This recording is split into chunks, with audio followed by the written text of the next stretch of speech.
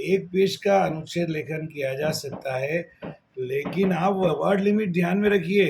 80 to 100 word में अगर आपको अनुच्छेद लेखन करना है तो उतना ही करना है, ठीक है ना। उसको बहुत ज़्यादा एक्सप्लोर नहीं करना है, एक्सप्लेन नहीं करना है, डील नहीं करना है। आप ध्यान दीजिए, मैं फिर से एक बार बता दूं आपको कि आपके जो 20 मार्क्स है, इसमें 20 में से 20 मार्क्स आपको मिले ग्रामर वाले पार्ट में। इसके लिए आपको टाइम लिमिट का बहुत ध्यान रखना पड़ेगा, बराबर बराबर समय देना है।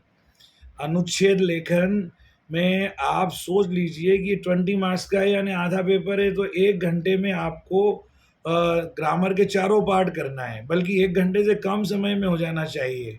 आप अनुच्छेद लेखन पर मैक्सिमम 10 मिनट्स दीजिए, ठीक है। 10 to 15 में तो एनी हाउ बहुत बेस्ट वे में कंप्लीट होना चाहिए।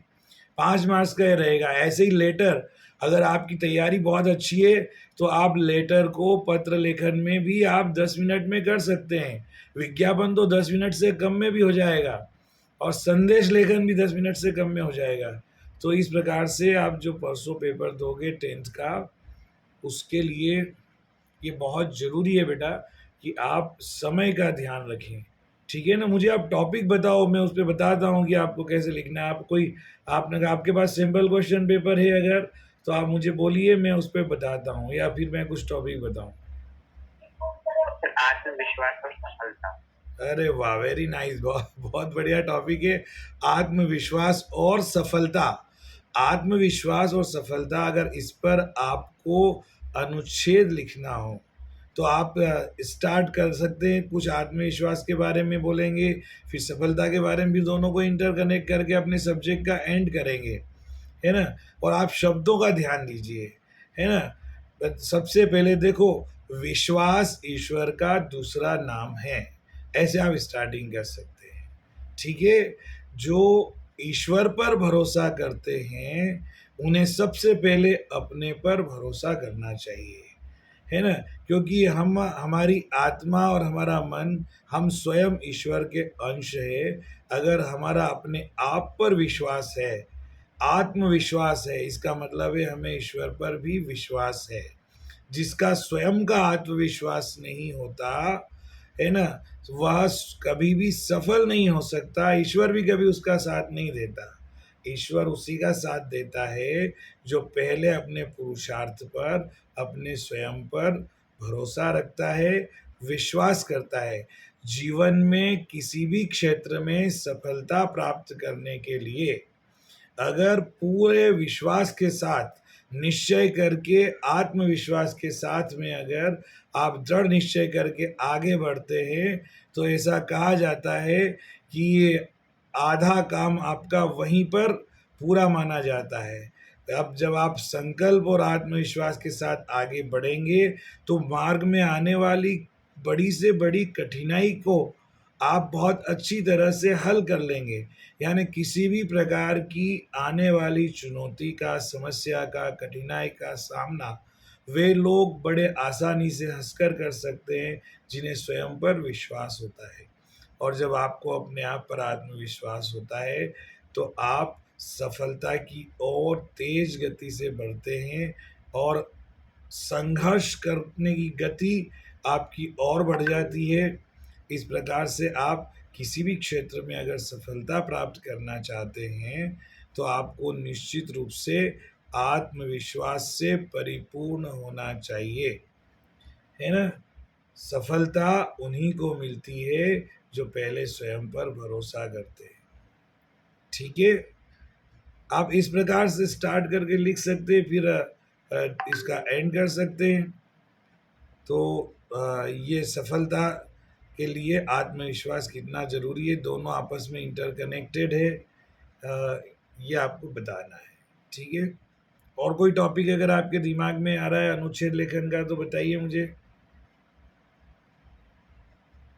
आप जो शब्द लिखे ना, वो शब्द थोड़े से अच्छे हो, सरल सहज हो, समझने में आसानी हो, और थोड़ा सा ये भी लगना चाहिए कि आप हिंदी के अच्छे शब्दों का ज्ञान रखते हैं। बहुत ज़्यादा क्लिष्ट शब्द भी नहीं हो, कठिन भी नहीं हो, है ना। अपनी बात प्रभावशाली ढंग से हम कहें, बस विषय से नहीं हटें। एक बात ध्यान रखना, विषय से नहीं हटना है। और पॉइंट्स को रिपीट भी नहीं करना है। जैसे मैंने अभी बोला तो एक दो सेंटेंस रिपीट भी हो गए होंगे, लेकिन जब आप लिखते हैं, जब भी हम लिखने बैठते हैं ना, आप लिखने का बेटा अभ्यास करो, कल जरूर करना। क्योंकि लिखने जब हम बैठते हैं तो अगर हमें 20 लाइन याद है तो लिखते समय 10 ही याद रहती है, तो वो भी बहुत अच्छे से हम नहीं कर पाते। इसलिए रिटन प्रैक्टिस बहुत जरूरी है। ठीक है। और आपको इस अनुच्छेद लेखन में और आपके संदेश लेखन में, पत्र लेखन में और विज्ञापन में जो 4 क्वेश्चन आएंगे, उनमें से जिस पे आपको सबसे ज़्यादा विश्वास हो कि ये बहुत बेहतर तरीके से मैं कर सकता हूँ, आप उसको पहले कीजिए, चाहे उसका लास्ट नंबर हो क्वेश्चन का। जो बढ़िया से आता है उसे पहले कीजिए।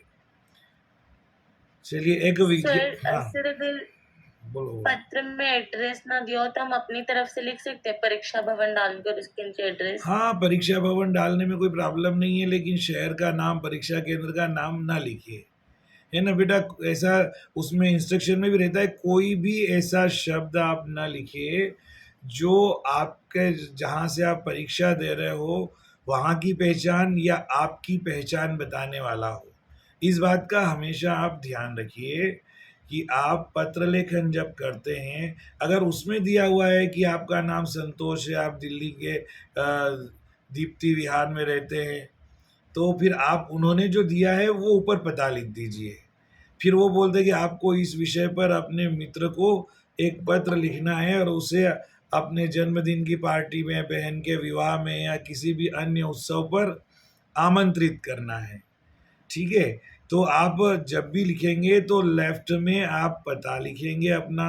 पता कई लोग राइट में भी लिख देते हैं, लेकिन ध्यान रखो, राइट और लेफ्ट में पता लिखने से मार्क्स नहीं काटे जाते, ये इंस्ट्रक्शन होते हैं, है ना। तो आप अपना पता लिख दीजिए और पते के ठीक नीचे तारीख लिख दीजिए, दिनांक लिख दीजिए। ज़्यादातर लोग राइट हैंड साइड में पता लिखते हैं और उसके नीचे तारीख लिख देते हैं। और लेफ्ट में आप स्टार्ट करते हैं, जिसको पत्र लिखते हैं। ये दो प्रकार के होते हैं ना, औपचारिक और अनौपचारिक। अगर आप अपने मित्र को लिख रहे हैं, रिश्तेदार को लिख रहे हैं, तो राइट हैंड साइड पे पता लिख के लिख रहे हैं, तो ये सब होता है अनौपचारिक पत्रों में, ऐसा होता है ना। आप बड़ा है तो आप उसको प्रणाम लिखेंगे, छोटा है तो आप उसको नमस्ते कहेंगे, है ना। सादर सप्रेम नमस्ते कहेंगे, प्रिय मित्र हरीश सादर नमस्ते, है ना। ऐसा कह के पहले कुशल क्षेम पूछते हुए अपनी बात आगे बढ़ाएंगे कि मैं यहाँ पर सकुशल हूँ, आशा करता हूँ कि आप भी कुशल पूर्वक होंगे, है ना। हमारे परिवार में एक बहुत ही अच्छा अवसर, शुभ अवसर आया है, मेरी बहन के विवाह का, और इस तारीख को विवाह तय हुआ है, इस तारीख को बारात आएगी, इस तारीख को, ये हो गए कार्यक्रम वन बाय वन आप शॉर्ट में लिखते हुए। फिर आप अगले पैराग्राफ से लिखते हैं कि आप, तुम्हारा भी जो है कई दिनों से मिलना नहीं हुआ है और ये एक बहुत ही अच्छा अवसर है, जिसे मैं, मुझे आशा है कि तुम अनिवार्य रूप से इस तारीख को इस वैवाहिक कार्यक्रम में सम्मिलित होगे, हमारे कार्यक्रम की शोभा बढ़ाओगे, है ना। और ये जो पल रहेगा, इसे आपकी उपस्थिति में हम यादगार बनाएंगे। और इस तरीके से अच्छे शब्दों का, अच्छे वाक्यों का प्रयोग कीजिए। फिर एंड कीजिए कि बस मैं यहीं पर अपने शब्दों को विराम देता हूँ और अपनी लेखनी को, सॉरी, लेखनी को विराम देता हूँ, और तुम्हारे आने की प्रतीक्षा में तुम्हारा मित्र जो भी, है ना। ये तो आप बेटा बताएंगे अपना, अगर मित्र को पत्र लिख रहे हैं वैवाहिक कार्यक्रम में बुलाने के लिए तो। लेकिन कई बार क्या होता है, नगर पालिका को पत्र लिखो, फलाने अधिकारी को पत्र लिखो, उस अधिकारी को पत्र लिखो। कई बार होता है कि स्वच्छता के बारे में बताओ, पत्र लिखकर स्वच्छता की समस्या को उठाओ, कलेक्टर को पत्र लिख के भ्रष्टाचार की समस्या को उठाओ, है ना। महंगाई पे नियंत्रण के लिए पत्र लिखो। तो आपको यहाँ पर लेफ्ट में प्रति या सेवा में लिख करके, जिस अधिकारी को पत्र लिखने के लिए कहा गया है उस अधिकारी का कार्य नाम लिखेंगे, और कार्यालय का पते की ओर संकेत किया गया है तो अधिकारी का नाम, उसके कार्यालय का पता, और उसके ठीक नीचे हम लोग विषय लिखकर दो बिंदी वाला डैश लगाएंगे और उसके बाद विषय लिखेंगे, है ना। कि शहर में बढ़ती अस्वच्छता या गंदगी के बारे के निवारण के लिए आप जागरूक करने हेतु, या चेतावनी पत्र जो भी है, जैसा उसमें भाषा लिखी है, फिर अगर आपको ये पत्र आप नगर पालिका अधिकारी को लिख रहे हैं, तो आप लिखेंगे कि महोदय, मैं आपके शहर के इस क्षेत्र में, इस कॉलोनी में रहने वाला एक नागरिक हूँ और शहर की प्रमुख समस्या से आपको अवगत कराना चाहता हूँ। हमारे शहर के इस क्षेत्र में, पर्टिकुलर एरिया बताएंगे कि इस क्षेत्र में अनेक लोग इस स्थान पर जो है अपने घर का कूड़ा कचरा फेंकते जाते हैं। यहाँ कई लोग जो है शौचालय की तरह या प्रसाधन की तरह भी उस जगह का इस्तेमाल करते हैं, जिससे कि वहाँ पे के पास में रोड पर आने जाने वालों को बहुत ही असुविधा का सामना करना पड़ता है। दुर्गंध चारों ओर फैलती है और हमारे शहर के प्रति बाहर से कोई व्यक्ति आता है तो हमारे शहर की छवि भी धूमिल होती है ना? ये सब प्रेजेंस ऑफ माइंड की बातें हैं। आप अपने प्रेजेंस ऑफ माइंड का यूज़ करते हुए कि क्या-क्या लिखा जा सकता है, अच्छे उसमें शब्दों का प्रयोग करके लिखिए। और एक बात ध्यान रखना बेटा कि आप जब भी लिखें तो आप की और की में गलतियाँ कर देते हैं, है और हैं में गलतियाँ कर देते हैं। है का प्रयोग अगर बड़ों के लिए है तो बिंदी आएगी, सिंगुलर नंबर है, छोटों के लिए है तो बिंदी नहीं आएगी, प्लूरल के लिए हैं तो बिंदी आएगी है में, ठीक है ना? और है के बाद अगर की आएगी, जिससे उससे के बाद अगर की आएगी, था के बाद की आएगी, यानी किसी भी हेल्पिंग वर्ब के बाद अगर की आती है तो छोटी की मात्रा लगती है। और कहीं रिलेशन बताना होता है कि इसकी उसकी, घर की बात, इसकी बात, उसकी बात, या कोई दो शब्दों के बीच में रिलेशन बताना है तो हमेशा बड़ी की मात्रा वाली की आती है, ठीक है ना?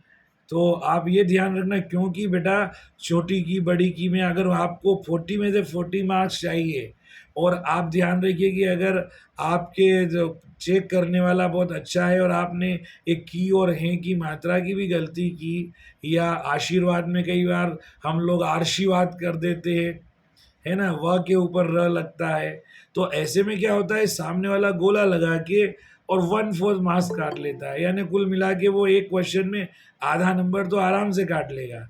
इसलिए हम ऐसी कोई गलती ना करें, हैंड राइटिंग अच्छी रखने की कोशिश करें। कम समय लिखने में हम लोग जब तेज गति बढ़ा देते हैं हमारी शुरू में ही, तो हमारी हैंड राइटिंग खराब हो जाती है। तो पहला क्वेश्चन जो आपको बहुत अच्छे से आता है, उसमें तो आप चाहे पत्र लिखिए, अनुच्छेद लेखन लिखिए, विज्ञापन लिखिए या संवाद संदेश जो भी लिखें, लेकिन हैंड राइटिंग अच्छी रखते हुए लिखें।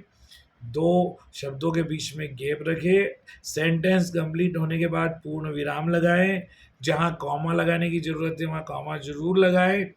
ये साफ-सफाई का ध्यान रखने से आपको पूरे अंक मिलते हैं, और इसका ध्यान नहीं रखने से सामने वाला चाहे तो मार्क्स काट सकता है, ठीक है ना?